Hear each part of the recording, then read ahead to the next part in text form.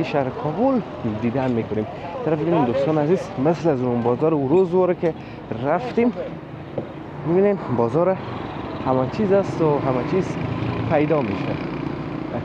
این طرف هم دوستان عزیز بازار بوش سابقه است. بیاین که براتون یک شکر نشانش بودم، از یک دالیزش میریم، از دیگهش میبریم.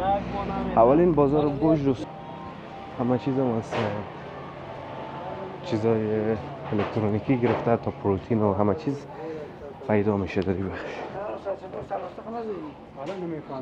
بعضا میگه مردم میگرفت، بعضا میگه نه دولت میگرفت، دیگه معلوم نیست که اصلا کی میگرفت. این طرف هم دیگه نگردوادی دوستان عزیز میبینین خوب بازارک است.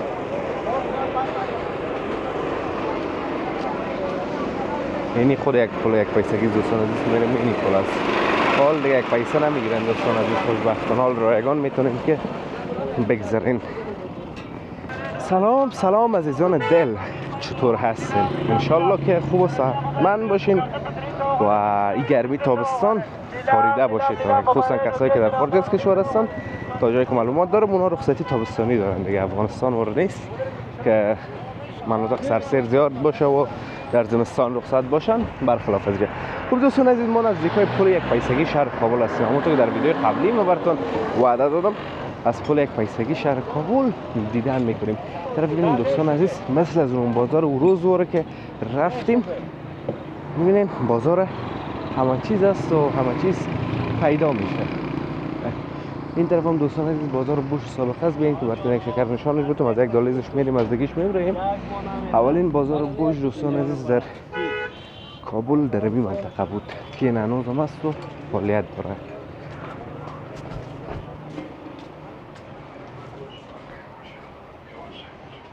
دوستان عزیز میبینیم این اولین بازار بوش بود در کابل که هنوز هم فعالیت داره و هنوز هم هست. همه چیز هم از چیزای الکترونیکی گرفته تا پروتین و همه چیز پیدا میشه در این بخش.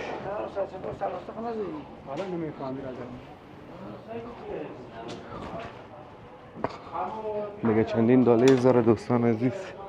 این دیگه ما یک دالیزش رفتیم و از دیگه دالیزش میبریم. همو قدر به طور نمونه براتون اینجا نشان دادم. پروتین فروشی از دوستان عزیز وسایل ورزشی است.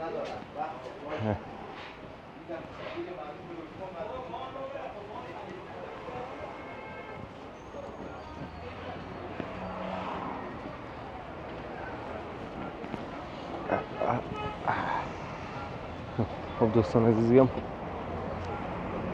بازار بوش سابقی کابل بود که رفتیم آمدیم. اگر میخواین دوستان از ویدیو کامل از ببینین که ما تمام بازار بوش رفتیم دیدیم، تمامش در ویدیو مفصل گشتیم، در کانال ما مراجعه کنین به نام بازار بوش سابقه در پل یک پیسگی. در این پلی لیست شهر کابل موجود است. خب دوستان از بی که این طرف ببرمتون، از این طرف دیگه چیزا که خلاص شده، موترها زیاد است، چیزای لب سرک نشانتون بدم مشکل موتر بره.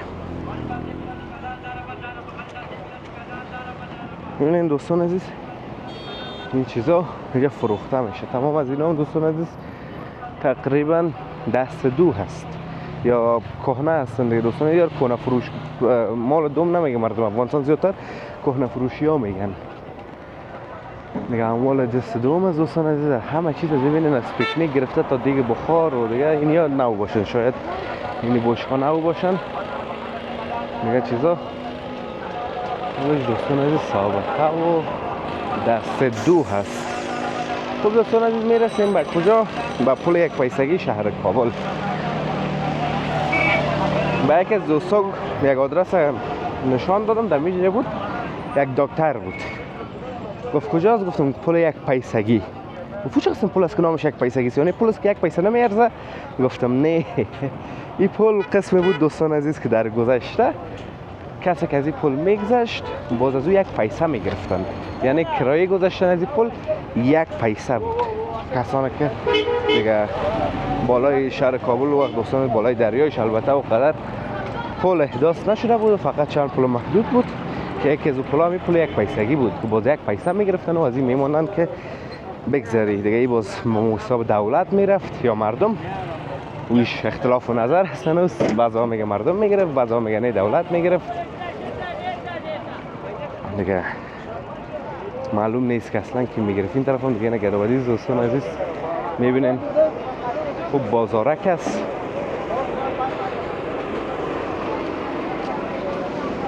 اینی خود یک پول یک پیسگی دوستان عزیز میریم اینی پول است.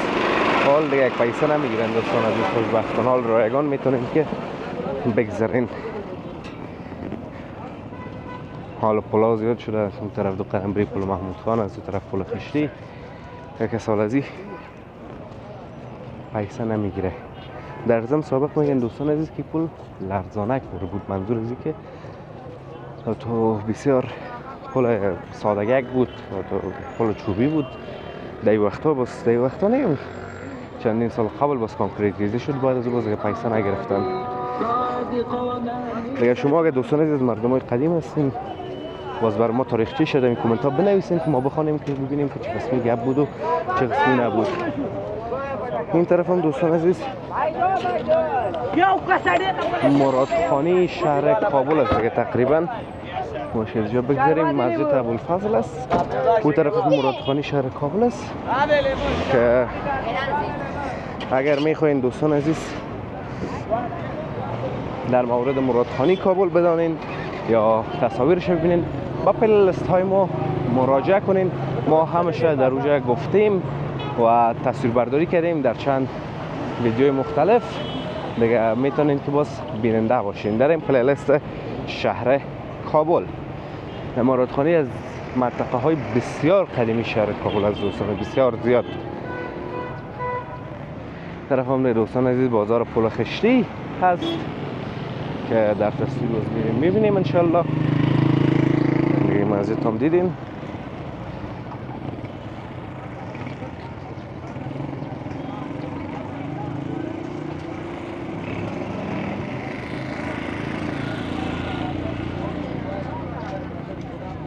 طرفای جگه درگه خالیس امروز نمیفهم چرا. البته کراچی را باز گریختاندن نماینده ها، اگر نه جام کراچی پر می بود. به هر صورت شمال کراچی از اینجا شروع میشه. البته کوچی چی هم دوستان عزیز در همین بخشی است فکر کنم. چرمگری ها زیادتر می طرف هستن.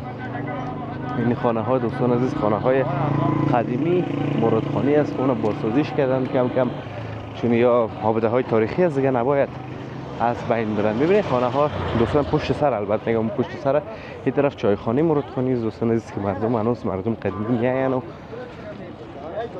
میشینن و دور هم قصه میکنن. پیرمردا، جوانا، روی سفیدا همه اونجا دوستان عزیز چایخانه شون سونه. پایین چتریا ببینید و این اون دوستان عزیز که بازسازی میکنن خانه ها رو. دم پشت سر ببینید هیچ چتریا هیچ دیده گرفته بیخی باشی نزدیک بریم. این یارو میگن دوستان عزیز ببینید نیا خانه های قدیمی چنداول شهر کابل هستن. این طرف این هم چرمگری ها دوستان عزیز طرف چرمگری ها و آهنگری ها. آهنگری ها این طرف از دوستان عزیز. چرمگری ها فکر کنم پیشتر است یا ما که قدر رفت آمد نداریم این طرف قدر بلدم نیستیم. این کل خانه های قدیمی دوستان عزیز. ببینید خانه های قدیمی را چقدر خانه های قدیمی زیبا هستن. یا البته دوستان عزیز یک بازسازی کوچک هم شدن. این همیارمون بازسازی شده میرن. دیدین نمی گلا به خاطر بازسازی از میاسونو کاغل کرده میرن. اینجا چرمگری هاست دوستان عزیز. اینجا چرمگری هستن همشون. خاک بسیار زیاد است دوستان عزیز. به هر صورت چرمگری ها رو ببینین. چرمگری های مرادخانی را. هر چیز در کابل دوستان عزیز یک منطقه خاص خود داره. الکترونیکی فروشی باشه مثلا جاده نور پشتون که در ویدیو آینده باز میبینیمش انشالله، یا که مثلا بازار لیلامی سینمای فامیر، عمده فروشی مندهی، بازار کالا فروشی و سیستاری فروشی لیسه مریم و شرمگری و آینگری هیجه. این هم دوستان عزیز هر چیز از خود یک جایی داره. این طرف هم این بازار پول خشتی را میبینید. خوب دوستان عزیز امیدوارم از ویدیو خوشتون آمده باشه، ویدیو لذت برده باشین. ویدیو را لایک کنین، در کانال همچنان سابسکرایب کنید که ویدیوهای آینده از دستتون نره. تا ویدیوهای بعدی همتون رو بالله متعال میسپارم. روزگار خوب و خوش داشته باشین. الله حافظ و مددگار همتون.